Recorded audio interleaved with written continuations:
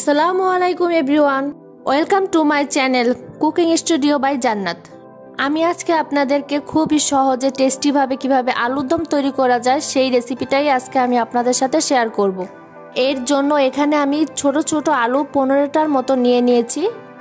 আর আলুর খোসাগুলো ছাড়িয়ে আলুগুলো ভালোভাবে ধুয়ে তারপর পানিতে ভিজিয়ে রেখেছি, এতে করে আলুটা আর কালো হয়ে যাবে না।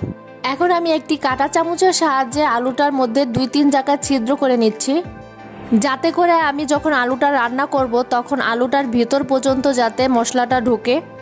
এই ছিদ্র করার কারণে আপনাদের কাছে যদি ছোট ছোট আলু না থাকে তাহলে আপনারা রান্নার যে আলুগুলো থাকে সেগুলোকে 2 টুকরো করে কেটেও ব্যবহার করতে পারেন। এবার চলে যাব চুলায় আলুর দমটা তৈরি করার জন্য।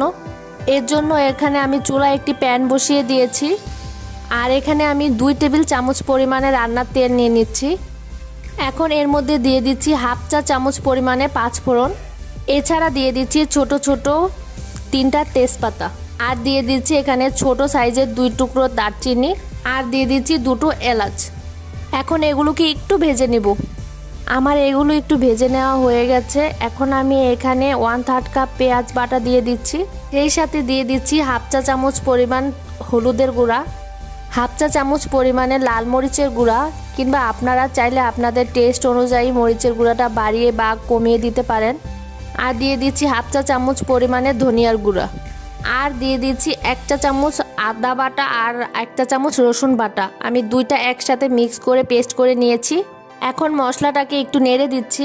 এখন এই মশলাটাকে খুব ভালোভাবে কষিয়ে নিতে হবে। প্রায় 10 মিনিটের মতো আমি এটাকে কষিয়ে নিব, আর চুলার আঁচটা থাকবে মিডিয়ামে। মশলাটা আপনি যত ভালোভাবে কষাবেন তত আলুর দমের টেস্টটা আরও বেশি বেড়ে যাবে। কিছুক্ষণ পর আমার মশলাটা কষানো হয়ে গেছে, দেখতেই পাচ্ছেন আমার মশলাটার উপরে তেল ভেসে উঠেছে। এবার আমি সেই আলুগুলোকে পানি থেকে তুলে মশলার ভিতরে দিয়ে দিচ্ছি। এখন এই আলুটাকে প্রায় 5 মিনিটের মতন এই মশলার সাথে কষিয়ে নিতে হবে। এবার এর মধ্যে দিয়ে দিচ্ছি স্বাদ মতো লবণ। লবণটা দেওয়া হয়ে গেলে এখন আমি আবার একটু সব কিছু একসাথে মিশিয়ে দিচ্ছি। এখন আমি এর মধ্যে দিয়ে দিব পর্যাপ্ত পরিমাণে পানি। ঠিক ততটুকু পানি দিতে হবে যতটুকু পানি দিলে আলুটা খুব ভালোভাবে সিদ্ধ হয়। আবার এটাও খেয়াল রাখতে হবে পানির পরিমাণটা বেশি দেওয়া যাবে না, এতে করে আলুটা ভেঙে যেতে পারে। এখন একটা ঢাকনা দিয়ে ঢেকে আলুটাকে সিদ্ধ করে নিব। এর মধ্যে আলুটা সিদ্ধ হয়ে গেছে। এখন আমি এখানে 4-5টার মতন কাঁচামরিচ দিয়ে দিব। তারপর আবার কিছুক্ষণ আমি এটাকে রান্না করে নেব।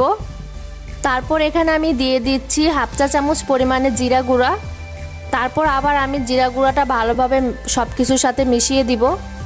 এখন আমি এই পর্যায়ে দিয়ে দিচ্ছি কিছু পরিমাণে ধনেপাতা কুচি।